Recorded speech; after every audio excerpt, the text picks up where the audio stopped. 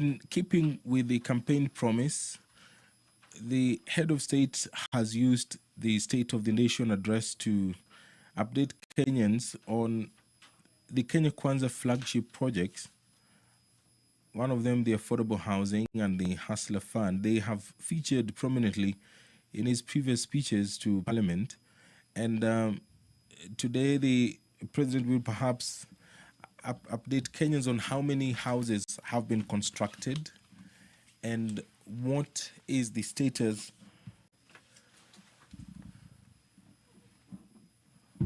of the Social Health Authority registration by numbers. He has often used his addresses to the nation to implore on Kenyans to address issues to do with health, saying that the Social Health Authority provides the best platform for Kenyans to get insured and guaranteed that their medical needs will be taken care of.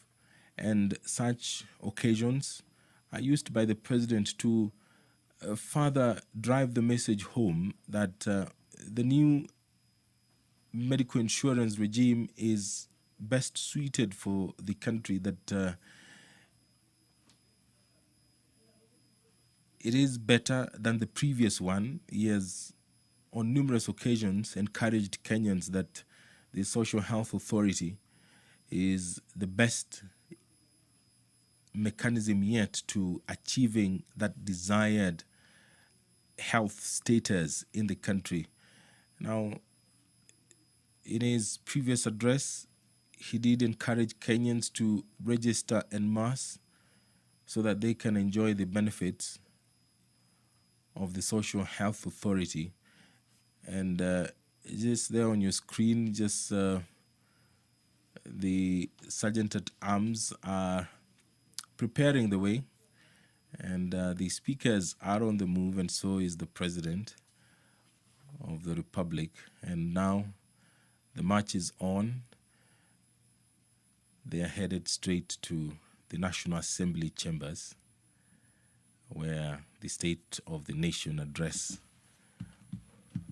will take place. The President all smiles, accompanied by the Clerk of the National Assembly, Clerk of the Senate, the Speakers of the National Assembly and the Senate, and Chief Sergeant at Arms. It is a very important occasion in the Parliament's calendar, and leading from the front is the top leadership of Parliament. On your screen, on the walls, are portraits of former speakers. The portraits are on display, and those who have been fortunate enough to visit the Parliament buildings, those are some of the things that you will see. And there the President stepping into the chambers, making the long walk to the front. I will now hand you over for this live broadcast of the joint sitting of Parliament, where the President will be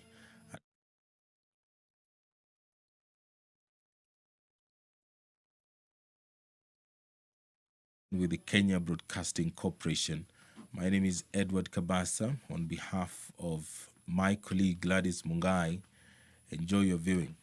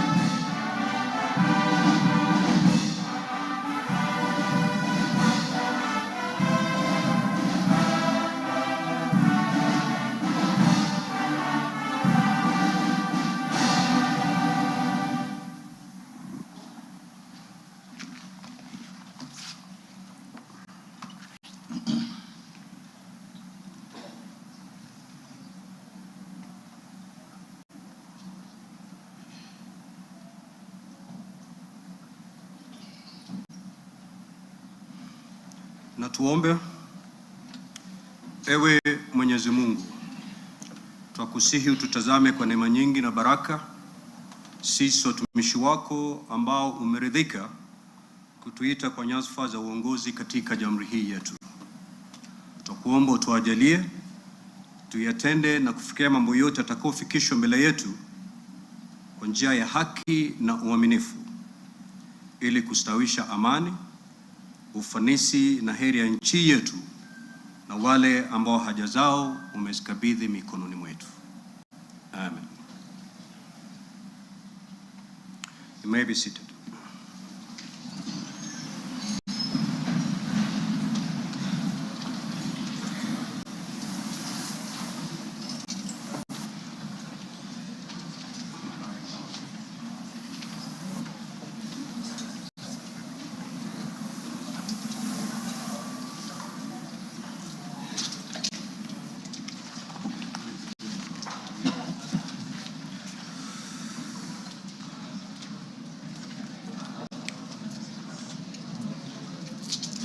Order, Honorable Senators. Your Excellency, the Honorable Dr. William Samoei Ruto, CJH, President of the Republic of Kenya and Commander-in-Chief of the Defense Forces, the Right Honorable Dr. Moses Wetangula, EGH, MP, Speaker of the National Assembly, Honorable Members of Parliament, Article 132(1)(b) of the Constitution provides that the President shall address a special sitting of Parliament once every year and may address Parliament at any other time. Article 132(1)(c) of the Constitution further provides that the President shall, among others, once every year report in an address to the nation all the measures taken and the progress made or achieved in the realization of the national values referred to in Article 10 of the Constitution. In addition, Article 247 of the Constitution requires the President, in his capacity as the chairperson of the National Security Council, to report to Parliament annually on the state of the security of the country. In this regard, the Chief of Staff and Head of Public Service, via the letter reference EOP/1 Cap.26/4A Volume 7/1, dated the 3rd of September 2025, informed the Speakers of the Houses of Parliament of the intention of His Excellency the President to address Parliament. Consequently, and upon consultation, the address to Parliament by His Excellency the President was scheduled for today, Thursday, 20th November 2025. Pursuant to Standing Order 25(2) of the Senate Standing Orders, I notify honorable senators of the place, date, and time of today's special sitting via Gazette Notice number 16/518, which was published in a special issue of the Kenya Gazette on Wednesday, 12th of November 2025. Further, together with the Right Honorable Speaker of the National Assembly, we notified all members of Parliament and the general public of today's special sitting via notices placed in the Daily Nation and the Standard newspapers of Wednesday, 12th November 2025. Accordingly, honorable members, this special sitting is properly convened. I thank you.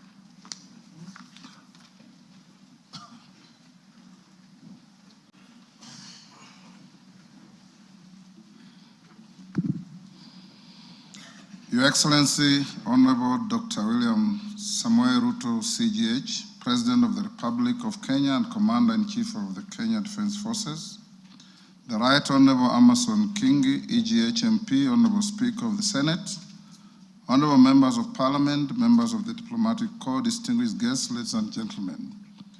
Article 1321(b) of the Constitution requires the President to address the nation once every year and at any other time. Further, Article 1321(c) of the Constitution requires the President to, once every year, report in an address to the nation on measures taken and progress achieved in the realization of our national values. Additionally, Article 1321C3 of the Constitution provides that the President shall submit a report for debate to the National Assembly on the progress made in fulfilling the international obligations of the Republic. In this regard, honorable members, by way of a message to the House, His Excellency the President conveyed his desire to address a special sitting of the Houses of Parliament today, 20th November 2025. Therefore, pursuant to the provisions of Standing Order 22 of the National Assembly Standing Orders, by Gazette Notice number 1651, which was published in the Kenya Gazette on 12th November 2025, and indeed as also notified to all members and the general public by way of newspaper notification published on 12th November 2025, I gave notice of this special sitting of Parliament to the members of the National Assembly. Accordingly, honorable members, this special sitting is properly convened. Honorable members, distinguished guests, ladies and gentlemen, it is the custom of Parliament to recognize invited guests seated in our galleries. I therefore wish to recognize the following guests who are seated in the Speaker's row. Her Excellency Rachel Ruto, First Lady of the Republic of Kenya, and other members of the First Family. His Excellency, the Honorable Professor Kithure Kindiki, EGH, the Deputy President of the Republic of Kenya. The Honorable Musalia Mudavadi, EGH, the Prime Cabinet Secretary, and Cabinet Secretary, Minister of Foreign Affairs and Diaspora Affairs. Your Excellency, honorable members, also present this afternoon is the Chief Justice and President of the Supreme Court, Honorable Lady Justice Martha Koome, EGH. She is accompanied by the Deputy Chief Justice and Vice President of the Supreme Court, Honorable Lady Justice Philomena Mwilu, EGH, Honorable Justice Daniel Musinga, CBS Presiding Judge, Court of Appeal, Honorable Justice Oscar Angote, MBS, Presiding Judge of the Environment and Land Court, and Honorable Justice Brian Ongaya, EBS, Judge of the Employment and Labor Relations Court. We are also honored to have in our midst the immediate former Speakers of the Houses of Parliament, the Honorable Francis Ole Kaparo, the Honorable Ekwe Ethro, and the Honorable Kenneth Lusaka, EGH, the Governor of Bungoma County, and Clerk Emeritus of the National Assembly, Ambassador Michael Sialai, CBS. Also in the gallery, we have the Chairperson of the Council of Governors, who is also the Governor of Wajir County, the Honorable Ahmed Abdullahi, and the Honorable Johnson Sakaja, Governor of Nairobi City County. May I also accord special recognition to all Cabinet Secretaries present and particularly acknowledge 5 of them who are former ranking members of the Houses of Parliament, namely Honorable Aden Duale, EGH, former leader of the majority party in the National Assembly, Honorable Kipchumba Murkomen, EGH, former Senate Majority Leader, Honorable John Badi, EGH, and Honorable Opio Wandai, EGH, both former leaders of the minority party in the National Assembly, and the Honorable Alice Wahome, EGH.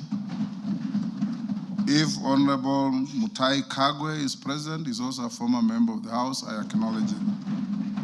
I also acknowledge Principal Secretaries and members of the Diplomatic Corps, heads of constitutional commissions, and independent offices and state corporations present. You are all welcome to Parliament. Your Excellency, I wish to make a special welcome to Parliament and mention the Chief of the Kenya Defense Forces, General Daniel Kahariri, and the respective service commanders, the Inspector General of Police, and other leaders of our disciplined forces who are seated at the Speaker's row. Parliament deeply appreciates your outstanding contribution to the national defense, security, and distinguished service to our nation.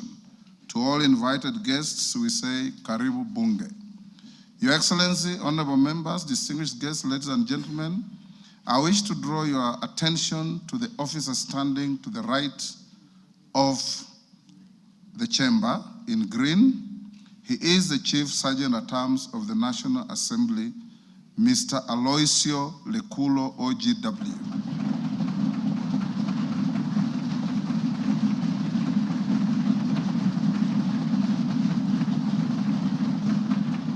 Your Excellency, this special mention of this gallant son of Kenya is for the reason that he comes from the smallest community in our nation, the El Molo community, a community which, according to our last census, numbers just about 500. He has risen through the ranks as a high school teacher, as a DO, and competitively employed in Parliament in the year 2006 in the Sergeant's office, rising to become the Chief Sergeant at Arms. Today is his last day on duty, having served diligently in public service.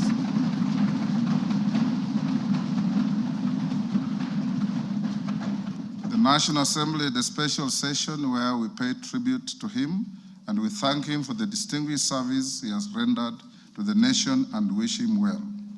Your Excellency, honorable members, distinguished guests, ladies and gentlemen, it's now my singular honor and privilege to invite His Excellency, the President of the Republic of Kenya and Commander-in-Chief of the Defense Forces to address this special sitting of Parliament. Your Excellency, you're most welcome.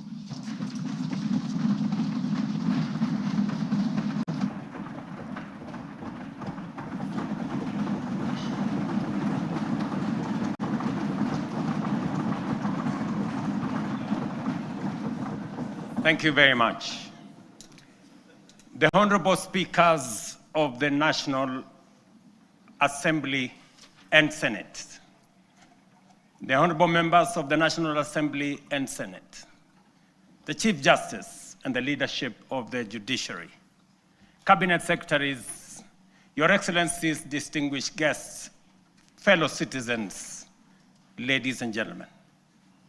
2 years ago, when I delivered my first State of the Nation address, I had a vision to sell. Today, I have a story to tell. A story written not in the quiet offices or the comfort of boardrooms, but out in the blazing sun of our farms, in the dust of construction sites where our affordable homes now rise, and in the grit of our community health workers, doctors, medical professionals who refuse to surrender in the quest for universal health coverage.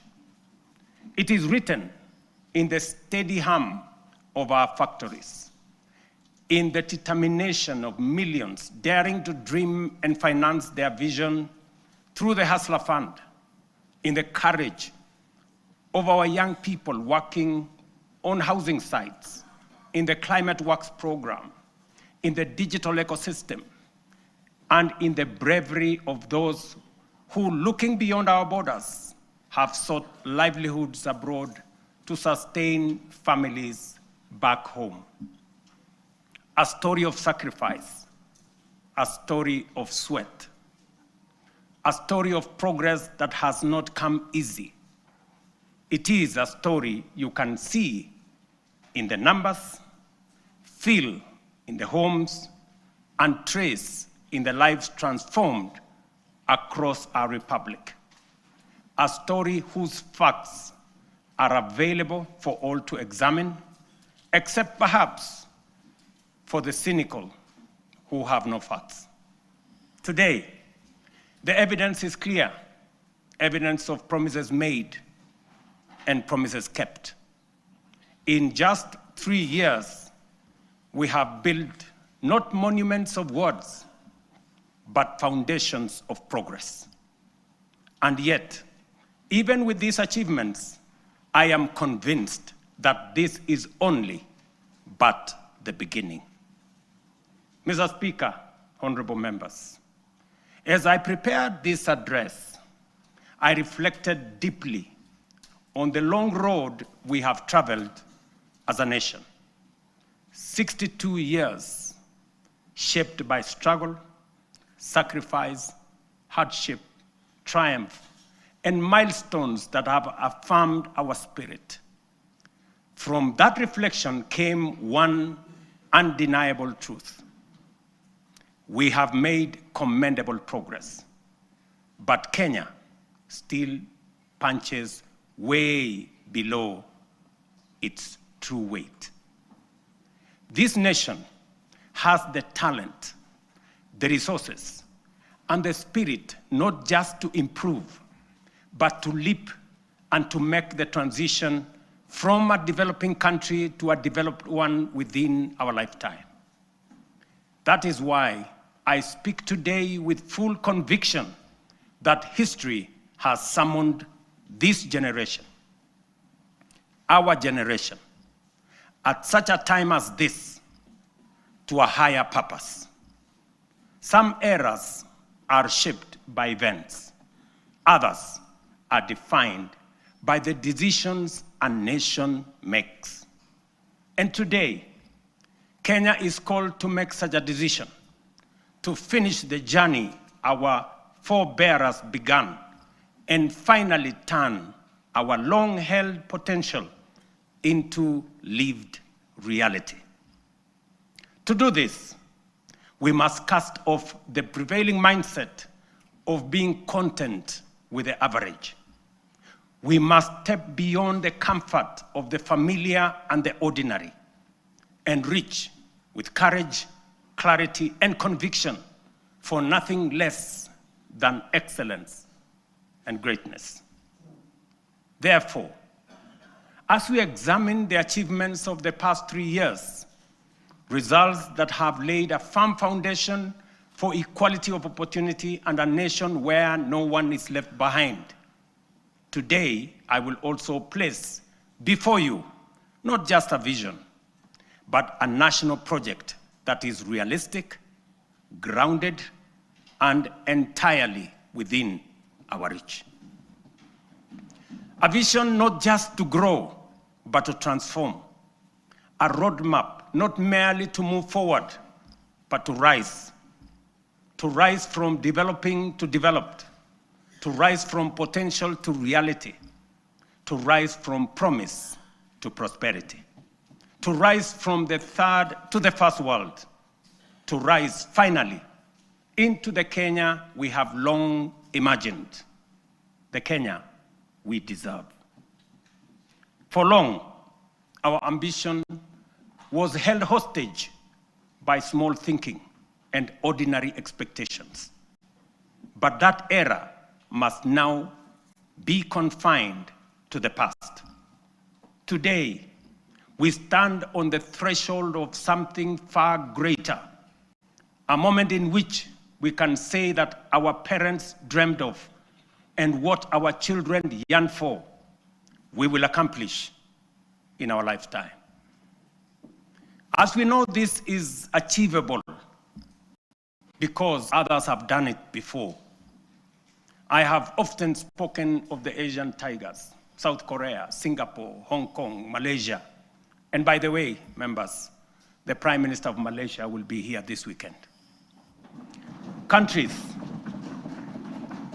that at independence were our peers in nearly every measurable way.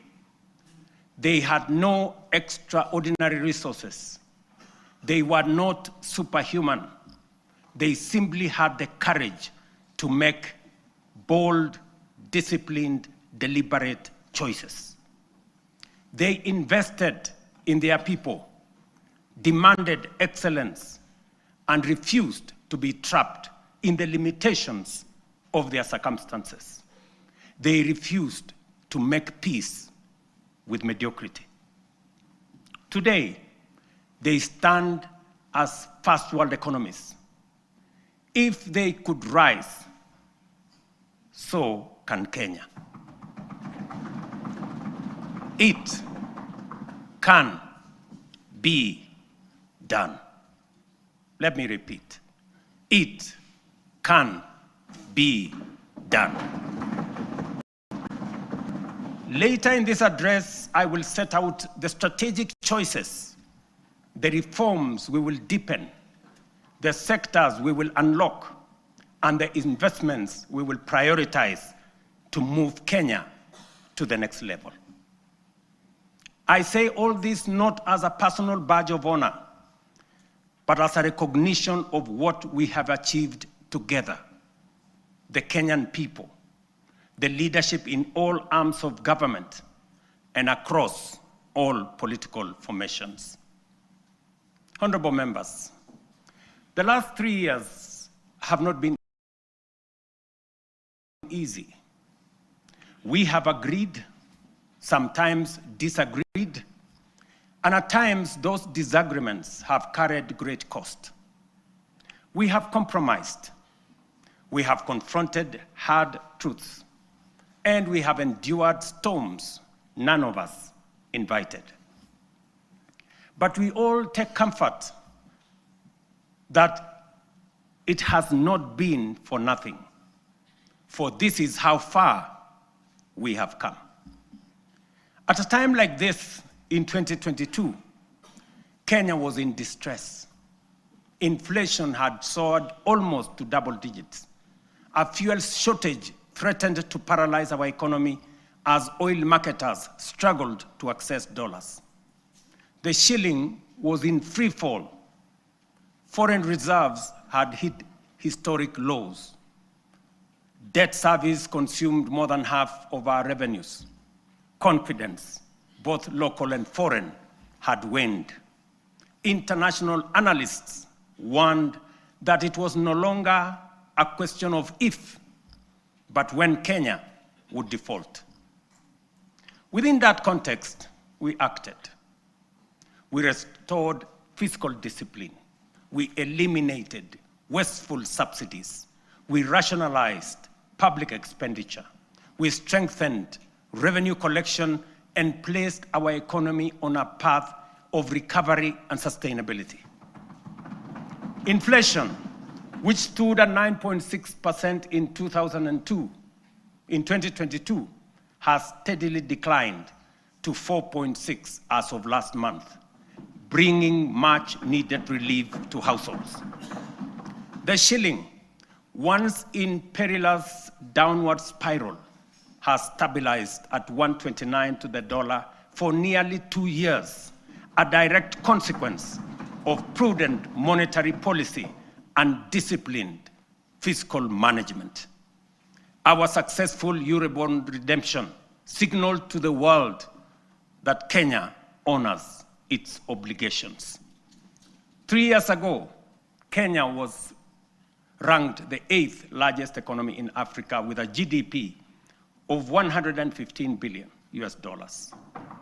Today, our GDP has increased to $136 billion, moving us up to become the 6th largest economy on the continent, according to IMF. This steep rise, ladies and gentlemen, is not accidental.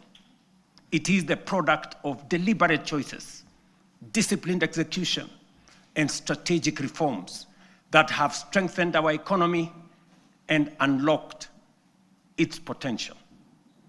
Our foreign reserves have surpassed US dollars 12 billion, the highest in independent Kenya. This has restored certainty, cushioned our economy from external shocks, and restored investor confidence. International markets have taken note. Just this week, 14 of the world's leading financial institutions, including Citigroup, JP Morgan, Standard Chartered, and Goldman Sachs, projected that Kenya's economy will expand by between 5 and 5.8% in 2026. This confidence is anchored in solid fundamentals: lower credit costs, rising exports, improved household spending driven by low inflation, and a broadly stable macroeconomic environment. Standard & Poor's has upgraded Kenya's sovereign credit rating from B- to a firm B, our first upward revision in many years, signaling renewed international confidence. This upgrade lowers our risk profile, attracts more investment, and reduces borrowing costs for both government and the private sector. Fellow citizens, our foreign direct investment has more than tripled from US dollars 463, or about 60 billion shillings in 2021, to US dollars 1.5 billion, almost 195 billion Kenya shillings in 2024. In the last 36 months, over 300 new businesses, including 500 foreign companies, have registered and set up shop in Kenya, reflecting renewed confidence and improved ease of doing business. The Nairobi Securities Exchange has recorded a powerful resurgence, now recognized as one of the best performing emerging markets globally. Since January 2025, investor wealth has grown by over 1 trillion shillings, driven by a broad share price rally that has reestablished the Nairobi Securities Exchange as a premier asset class. The NSE is on track for its strongest performance in over a decade, building on last year's remarkable gains. This renewed vibrancy is a clear vote of confidence in Kenya's direction and in the reforms we have undertaken. In short, Mr. Speaker, honorable members, the world's most respected economic assessors and market sentiment are affirming that what we already know, that our economy is strengthening, our prospects are brightening, and confidence in Kenya is rising.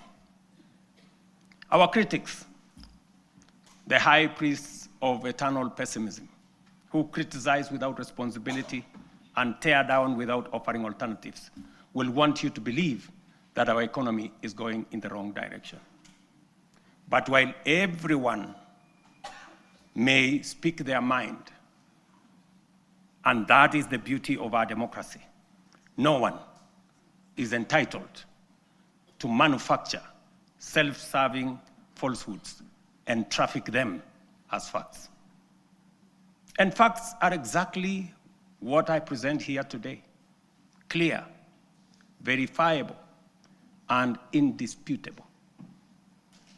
Mr. Speaker, one of the greatest contributors to the high cost of living is the cost of food. Kenyans in 2022 marched with empty sufurias, a stark symbol of frustration and unbearable cost of basic commodities. From the very outset, we made an intentional and strategic decision to subsidize production and not consumption. We understood that lasting relief would not come from temporary subsidies and price controls, but from strengthening the foundations of agricultural production. We also recognized that agriculture is not merely another sector of our economy. It is the lifeline of our nation.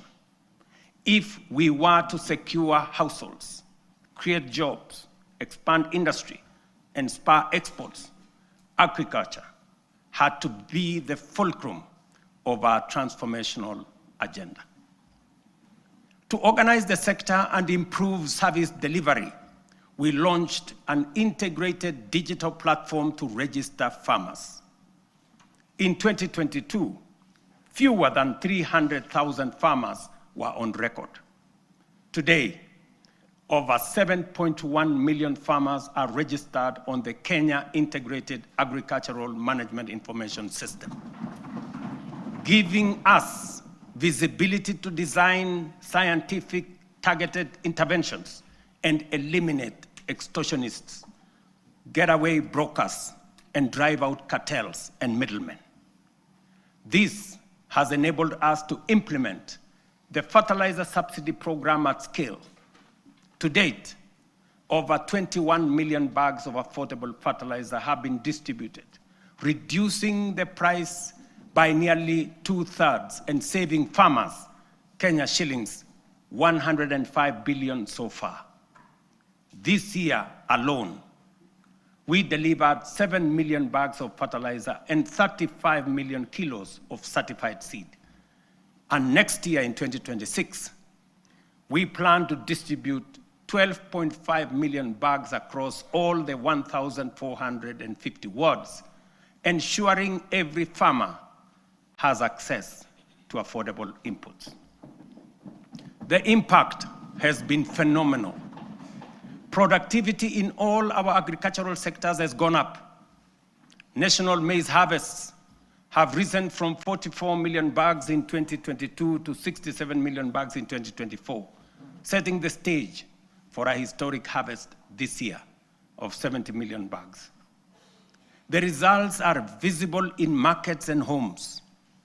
The price of a 2-kilogram packet of flour has fallen from what it was 250 in 2022 to as low as 130 today. For millions of households, this is meaningful daily relief. The transformation across our value chains is equally compelling.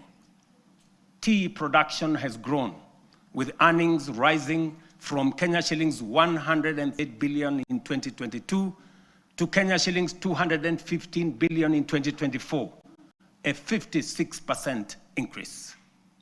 The coffee sector, once on the brink of collapse, is roaring back. Nearly 50,000 seedlings have been distributed. Earnings have risen from an average of Kenya shillings 70 per kilo to now between 120 and 150 shillings per kilo. We are on track to increase exports from 48,000 metric tons to 60,000 metric tons this year, and projected to reach 150 million tons in 3 years' time. Edible oils acreage under production expanded by 90% between 2022 and April 2025, cutting the edible oil import bill by 17 billion in 1 year.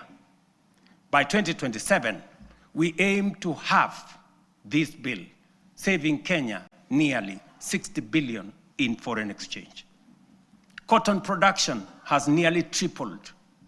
Cashew nut yields have grown following the distribution of 900,000 seedlings, and so has coconut output after the provision of 1 million seedlings. The sugar sector, long troubled, is now stabilizing. Area under cane is up by 200,000 acres. Production has surged 76% to over 815,000 metric tons. Imports are down 70%. To secure this process, we have leased Nzoia, Muhoroni, and Chemelil factories to competent private sector operators. Our livestock value chain is rising. Leather exports are up 56% to Kenya shillings 2.5 billion. Local shoe production now exceeds 11 million pairs, and meat exports have grown 45% to 12.5 billion. In dairy, milk production has surged to 5.3 billion liters, while exports have nearly doubled to 9.4 billion. Dairy farmers' support has enhanced with the installation of 230 new milk coolers. Nearly 8 million animals have been vaccinated, and Kevevapi has produced a record 94 million vaccine doses, which are used locally and also exported to our neighbors in the region. We have reduced the cost of semen from 8,000 shillings per dose to 1,000 for our dairy farmers. The outcome of these reforms is unmistakable. We have enhanced food security, raised farmer incomes, driven agro-industrialization, and expanded Kenya's export footprint.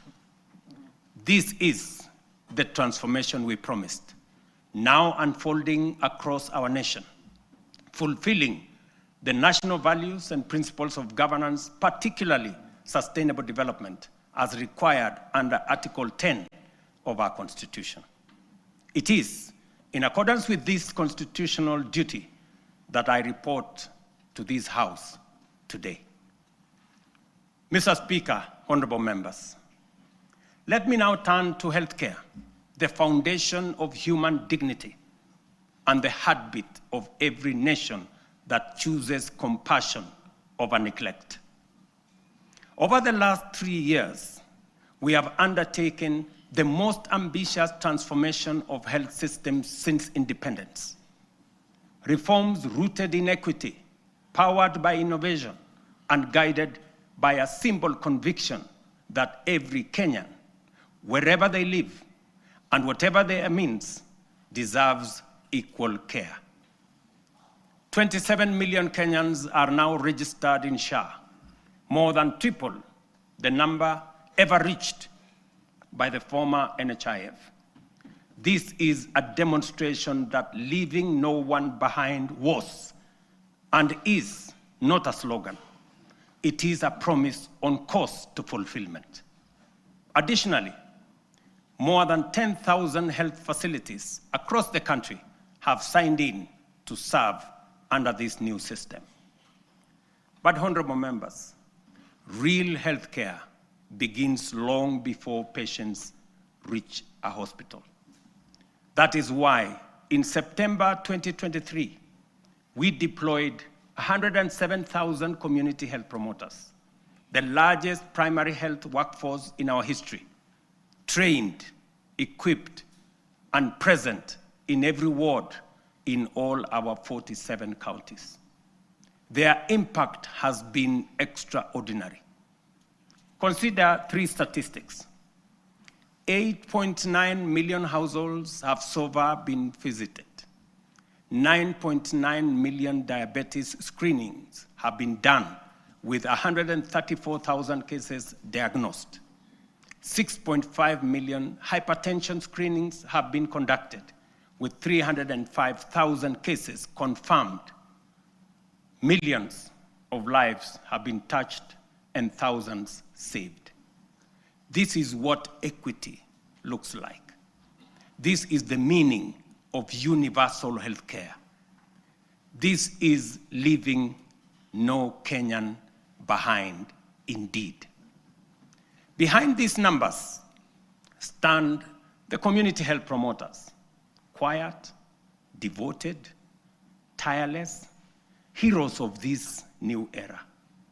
Today, we honor them. We thank them. To them, we say Kenya is healthier because of you. Mr. Speaker, when I promised that those unable to pay would be supported by government under UHC, the cynics scoffed as usual. Today, we are paying premiums for 2.3 million vulnerable Kenyans, including orphans, widows, the elderly, and those without income, because for them, healthcare is not a privilege. And I must commend members of this august House who have stepped in to support vulnerable families in this gesture. We are also modernizing hospital equipment through the National Equipment Service Project, replacing the old MES model that burdened counties with heavy upfront costs. Under the new fee-for-service system, private partners install, maintain, and run state-of-the-art equipment, and public facilities pay only when they use them. We have overhauled KEMSA to end the chronic crisis of drug shortages, raising medicine availability from 48% to 68%, and to a projected 90% by the end of this year and 100% by March next year. This is more than healthcare reform. It is a long-deferred promise finally taking shape.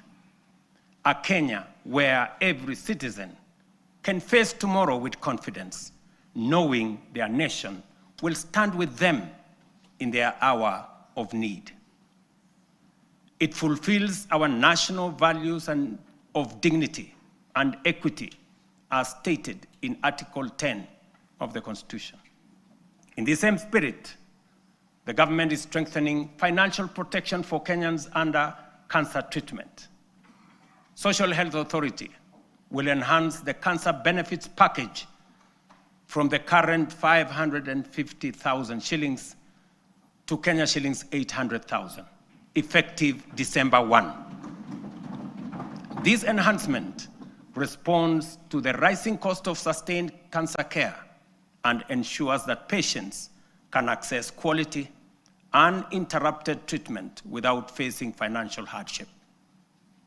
Mr. Speaker, honorable members, when I assumed office, our education sector was in distress with a strained CBC transition, a chronic teacher deficit, universities on the edge of insolvency, and overstretched infrastructure. We moved quickly to restore education as the great equalizer. Through the student-centered funding model, scholarships and loans now follow need and merit, placing the learner at the center. Nearly 500,000 students have already benefited from this model. We then tackled the teacher crisis head-on. We have 76,000 teachers with 24,000 more to be brought in by January next year. That will translate to 100,000 teachers in 3 years, an achievement unmatched in the history of our country. Together with the national government CDF, we have delivered 23,000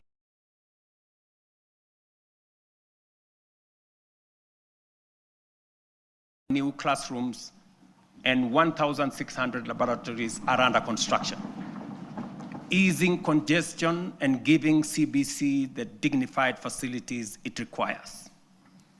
TVET has become the engine of practical skills. Enrollment has leaped from 341,000 in 2022 to 718,000 as young Kenyans embrace engineering, ICT, modern agriculture, hospitality, design, and the trades that power a modern economy. In strengthening education at every level, we are giving life to the national values in Article 10, especially equity, human dignity, and sustainable development, ensuring every child has a fair chance to rise. Mr. Speaker, honorable members, 3 years ago when we said we would deliver affordable housing, the cynics dismissed it. They said it was fantasy. When they realized we were serious, they called it impossible. And when we broke ground across the country, they suggested that these projects would stall. Today, those doubts have given way to a very different question from Kenyans everywhere. How do I own one of these units? That is now the question. Across the country, we are delivering the most extensive housing rollout in Kenya's history.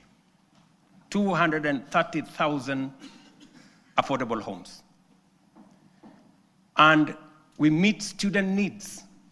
178,000 beds have been packaged for universities, TVETs, KMTCs, with 74,000 already under construction, transforming a sector where fewer than 10% once had decent accommodation. Additionally, 270 modern markets are taking shape nationwide, providing vital spaces for women and MSMEs, with another 175 underway, expanding the backbone of local commerce. And through the Nairobi River Regeneration Program, 44,000 young people are restoring the river corridor and preparing sites for 10,000 social homes along the renewed riverfront. The program, the housing program, including markets and hostels, has created over 428,000 jobs. Jobs that include architects, engineers, plumbers, electricians, carpenters, masons, steel workers, transporters, and thousands of MSMEs in fittings, fabrication, and interior design work. At peak next year, it will employ at least 1 million Kenyans. Honorable members, this program is far more than housing. It is a national empowerment engine, creating jobs, formalizing the informal sector, revitalizing micro, small, and medium enterprises, restoring our environment, and building resilient communities. It advances equity, dignity, and sustainable development, the very values anchored in Article 10 of our Constitution. Mr. Speaker, honorable members, allow me to turn to a sector that carries the hopes of nearly every Kenyan family, our micro, small, and medium enterprises. MSMEs are the backbone of our economy, the engine room of innovation, and the daily hustle of more than 15 million Kenyans. For decades, access to affordable credit trapped millions in frustration. Without collateral, there was no loans. For the millions blacklisted, every door of opportunity was shut. And when banks refused to take a chance, their dreams simply stalled. As promised, we broke that cycle. The Financial Inclusion Fund, the Hustler Fund, now stands as the largest financial inclusion program since independence, extending over 80 billion shillings to 7 million Kenyans. And those who were blacklisted, the 7 million once blacklisted Kenyans, have since repaired their credits.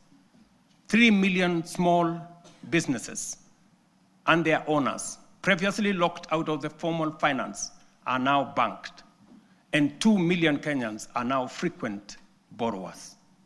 Today, through the Hustler Fund Bridge Facility, 800,000 entrepreneurs are accessing up to 150,000 shillings each without role to expand and grow their businesses. But honorable members, credit alone is not enough. Many young people do not lack ideas, they lack opportunity. That is why we launched Nyota, the National Youth Opportunities and Transformation Agenda, one of the most ambitious youth empowerment programs in our history. Over the next 5 years, Nyota will uplift 820,000 unemployed young people through apprenticeship, recognition of prior learning, entrepreneurship grants, digital skills training, and support savings.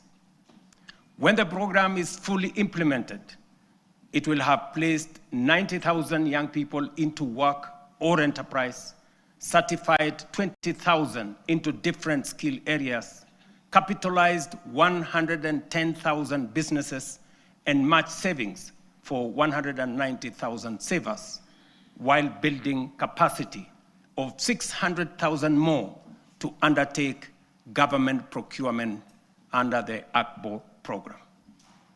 Ladies and gentlemen, over the past 3 years, our digital transformation agenda has become one of the most powerful engines of renewal. A quiet revolution changing how Kenyans live, how they work, learn, or do business. We have expanded the fiber optic by 24,000 kilometers and moved from 0 public Wi-Fi hotspots in 2022 to nearly 1,500 today, connecting communities once left behind. We have set up 300 digital innovation hubs with 400 in the pipeline, gateways where ideas grow and enterprises begin.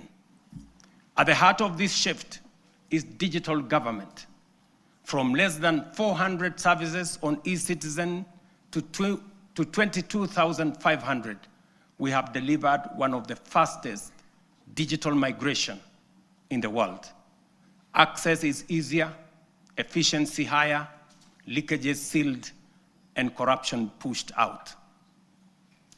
And as our young people are driving it, nearly 2 million have been trained in digital skills, and 300,000 now earn a living online through Ajira, Jitume, and our expanding business process outsourcing sector.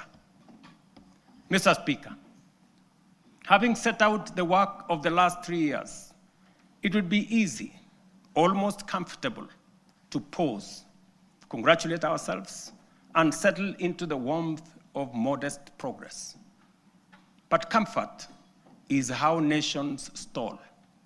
It is how Kenya once slowed while the Asian tigers raced ahead. We cannot allow that. We will not allow that. And we must not allow it. Because this moment demands more of us. More courage, more ambition, and a refusal to settle for the ordinary. As I said earlier, we often speak of the Asian tigers with a reference that makes their rise seem like a miracle from a distant world. We marvel at how they journeyed from poverty to industrial powerhouses, from aid recipients to exporters of world-class goods. And we ask, what secret advantage did they have? History answers us plainly. They had none. Their rise was not magic. It was intentional and crafted through leadership, discipline, strategic investment, and uncompromising rejection of mediocrity. Their stories begin in ruins. The example of post-war Japan, with barely 2,000 kilometers of paved road, and South Korea, whose GDP per capita was nearly identical to Kenya's at independence. Today, Japan commands over 1.1 million kilometers of paved roads, while Kenya has 22,000, 62 years after independence. South Korea's GDP per capita now exceeds $36,000 compared to our own $2,200. These comparisons are not meant to indict us, but to demonstrate what becomes possible when a nation chooses ambition over resignation. From their journeys, clear lessons emerge. These nations set aside small dreams and integrated boldly with global markets. They built first world infrastructure in what was third world environments. They invested obsessively in their people, the engineers, scientists, innovators, and technicians who powered their ascent. They generated electricity from all sources available to power their enterprise, innovation that led to manufacturing, industrialization, and progress. They simplified investment through institutional reforms that allowed capital, technology, and talent to progress without friction. They prioritized production, by planning their industries long before those industries emerged. Critically, they nurtured ecosystems of relentless innovation, giving rise to global giants like Samsung, Hyundai, Toyota, and Sony, companies that began modestly and grew to define modern history. The task before us, therefore, is unmistakably clear. If Kenya is to grow at scale, we must raise our ambition. It is for this reason, Mr. Speaker and honorable members, that under my leadership, we are raising the bar of national ambition. And that is why I am today submitting a roadmap to take Kenya to the next level.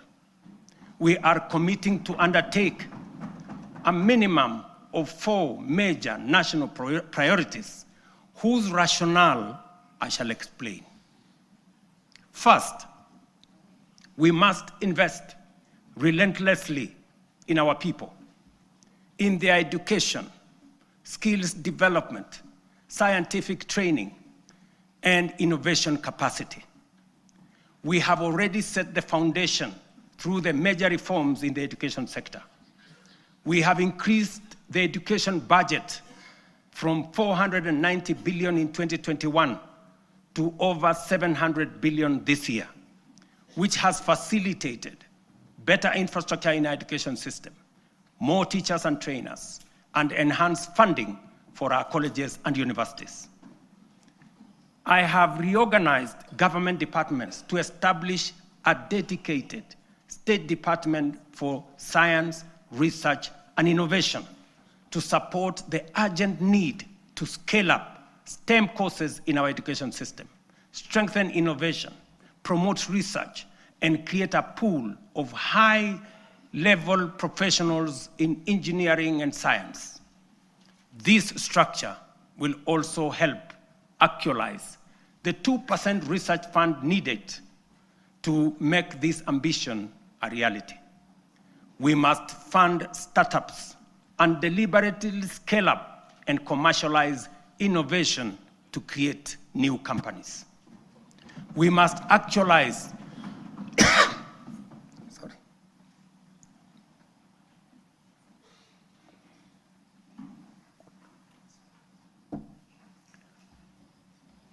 We must actualize the National Research Fund, moving from the current 0.8% of GDP to 2% of GDP. This leaves us with a shortfall today of 180 billion. Progressively, we should grow the fund to 1 trillion over the next 10 years. We will mobilize domestic public resources, private investment, venture capital, and other private sector financing to drive this effort, because no nation rises above the abilities of its citizens. Let me repeat that. Gentlemen and ladies, no nation rises above the abilities of its citizens. And we must promote a culture of enterprise so that Kenyan companies can cross borders.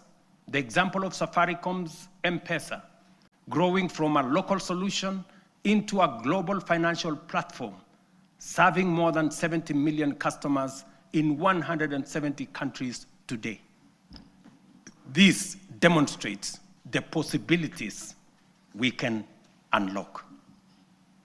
Secondly, we must turn around our economy from a net importer to a net exporter of products, goods, and services. The most urgent being imports of food products that cost us 500 billion shillings every year. Just imagine. We are importing maize, wheat, rice, edible oil, to Kenya at a cost of 500 billion shillings every year. As I mentioned earlier, we have already made interventions to reduce imports of maize, sugar, edible oils, rice, wheat, but our efforts are undermined by the natural limits of rain-fed agriculture. We can no longer allow the clouds to determine whether our people eat or not. We are able to produce enough for domestic consumption and exports. Expanded modern irrigation is now necessity and the only path forward. We are endowed, ladies and gentlemen, honorable members, with arable land, yet we all know only 15% of Kenya can support rain-fed agriculture. And this limited area is what we have relied on to feed the entire nation. While 85% of Kenya does not receive sufficient rainfall, if we harvested and stored rainwater, we can bring vast arable lands in these arid and semi-arid regions into productive use. With the dams, we can transform our arid and semi-arid areas into hubs of agricultural production, even in the absence of rainfall. We must never give up on the potential of these regions simply because they receive little rain. And we must never confuse the lack of rain with the lack of water. This is why we must build at least 50 mega dams nationwide, alongside 200 additional medium and small dams and thousands of micro dams to collect and store water, not only to secure our food supply, but to bring at least 2.5 million additional acres under irrigation within the next 5 to 7 years. Therefore, the commitment to harvest and store water is not simply about food and water security. It is a strategic, nation-shaping investment, one that underpins our aspiration to be a net exporter of agricultural products, underpins economic independence, rural prosperity, and sustainable development. The Ministry of Water and Sanitation and Irrigation, alongside all relevant agencies, have already mapped out precise locations of these dams. These projects span the breadth of our republic. Sorry. From the High Grand Falls, a mega dam on River Dawa in Mandera, Isiolo, Pasalinga Dam, Yata in Machakos, Singli Canal in Garissa, Soin Koru in Kisumu, Rumuruti in Laikipia, Thochi in Embu and Tharaka, Lowat in Turkana, Mahoya Dam, Stradling Nyeri and Kirinyaga, Narosra in Narok, Aror in Elgeyo Marakwet. Others include Ndarugu in Kiambu, Kokwanyo in Homa Bay, Rare in Kilifi, Tongaren in Bungoma, and many more strategic sites nationwide.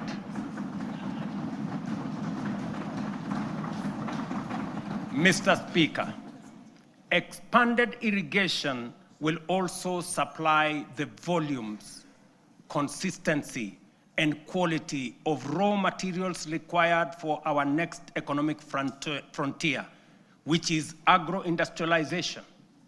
Irrigation will produce the raw materials, and our SEZs, EPZs, and county aggregation and industrial parks will convert them into high-value products for national, regional, and global markets.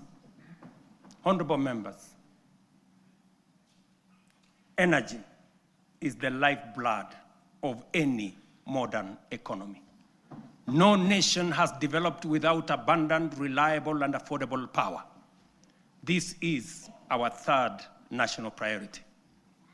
Although we have an installed capacity of 3,300 megawatts, the intermittence of solar and wind means our farm capacity is only 2,300 megawatts, far below what the Kenya of the present, let alone tomorrow, will require. To drive domestic electrification, industrial manufacturing, e-mobility, green industrialization, digital expansion, and a technology-enabled future, we must dramatically expand power generation. Kenya is blessed with diverse, largely underexploited renewable sources, including geothermal, solar, hydro, wind, and nuclear. To undertake large-scale value addition, agro-processing, manufacturing and industrialization, sufficient, affordable, and reliable energy is a top imperative. Modern technologies, such as data centers and artificial intelligence, require large-scale energy supply. To modernize our economy, leverage on technology to create new opportunities, and to turn our agriculture and natural resources into products, manufacturing and industrialization consume many megawatts of energy.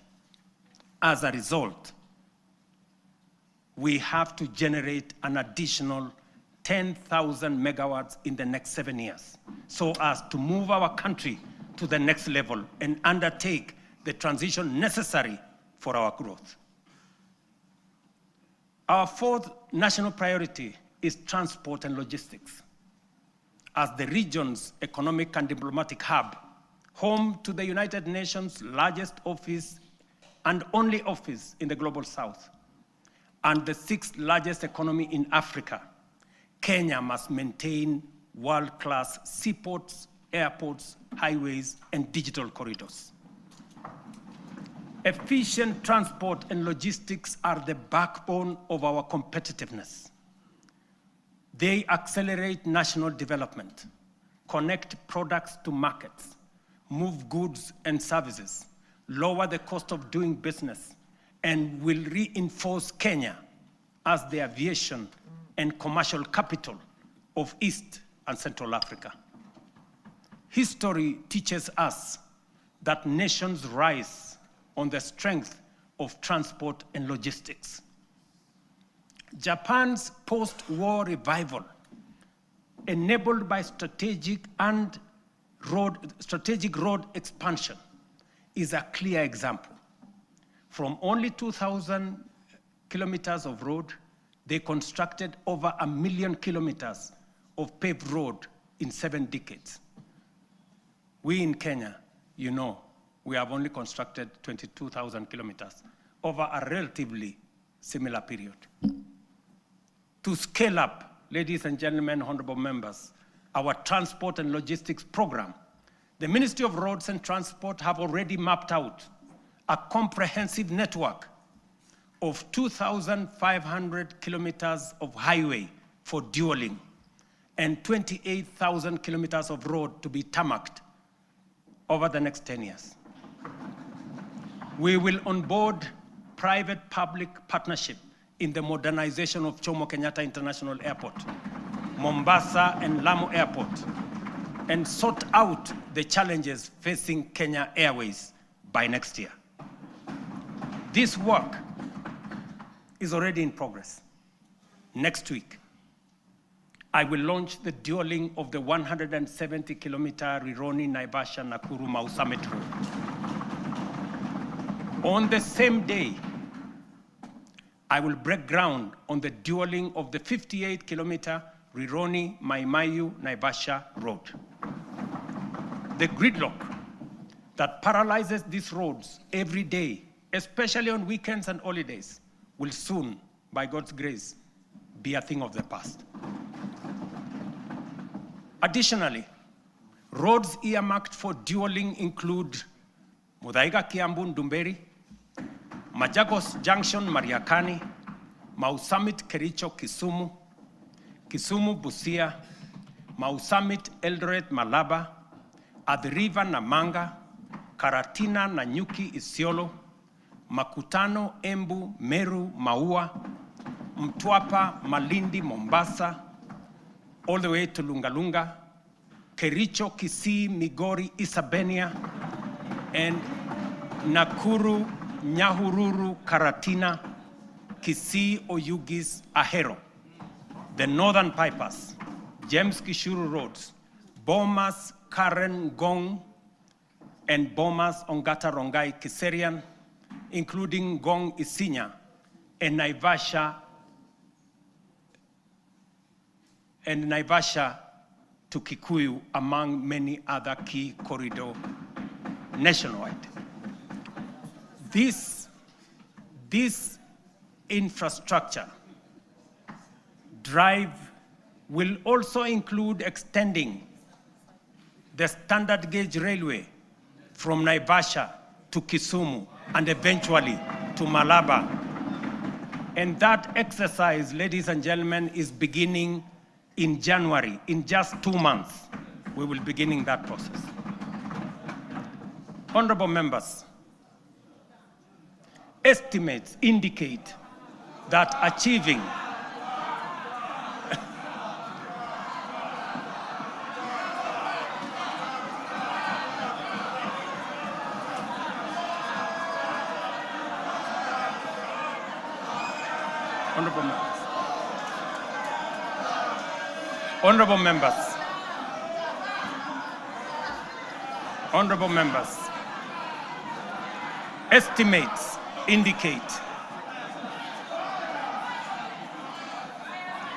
Honorable members,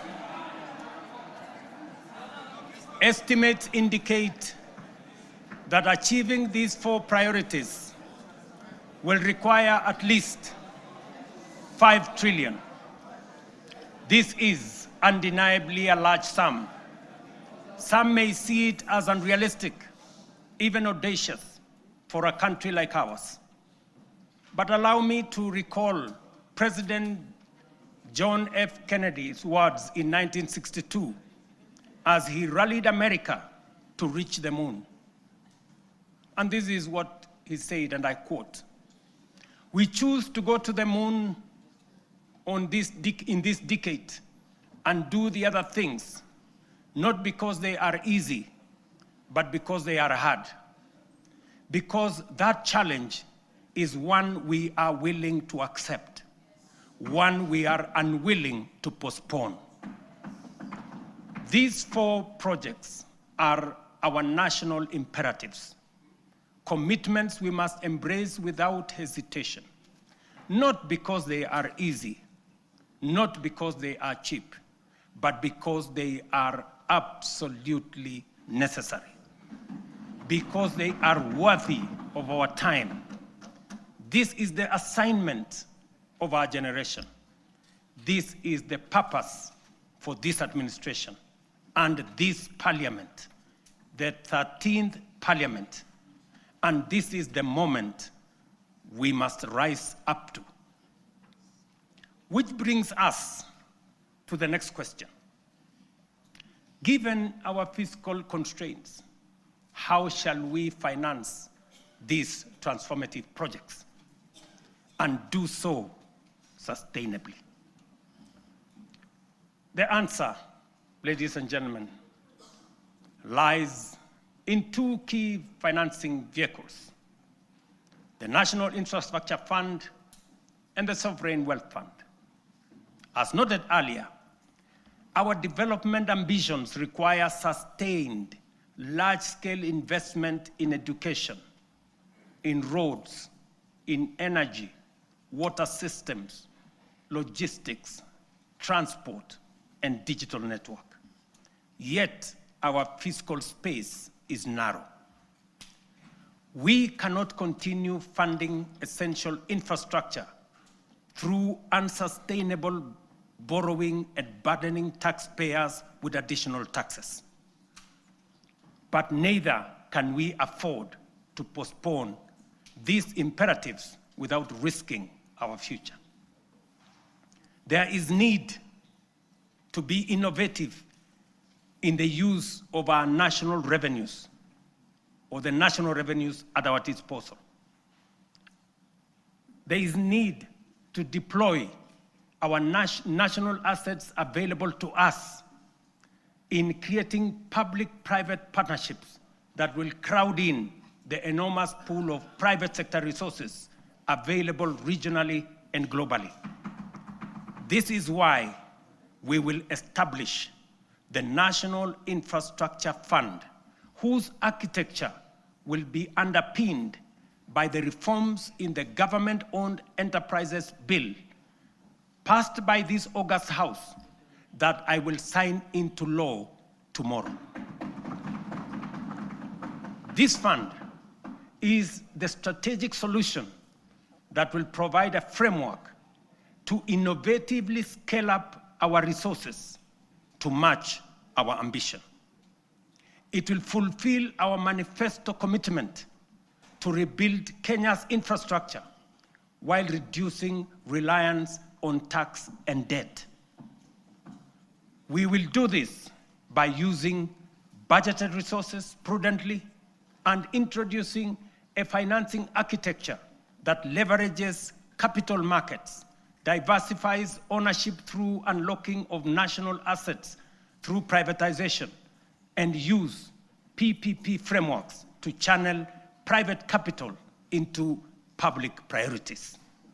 For decades, Kenya has privatized major public assets, from Kenya Airways to KenGen, from Kenya Re to Safaricom. Yet, we cannot point to enduring national assets built from privatization proceeds because the funds were absorbed into budgets and spent.